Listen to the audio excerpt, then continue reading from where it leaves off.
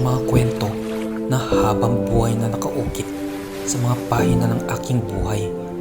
Buhay na walang katapusan ng paghahangad upang maglakbay. Mga paglalakbay na di ko tatapusin habang ang aking kabataan at lakas ay nakatali pa sa aking mga buto. Dahil darating ang araw, sa ayaw at sa gusto natin, ang ating panahon ay maglalaho, lilipas sa mga alamat at kwento. Kapag dumating ang araw na iyon, ang mga naipong pakikipagsapalaran na ito na isinilang mula sa determinasyon at pagkabangha ang magsisilbing pinakadakila kong kayamanan. Isang yaman na walang anumang halaga ng salapi sa mundo ang makakayang bumili.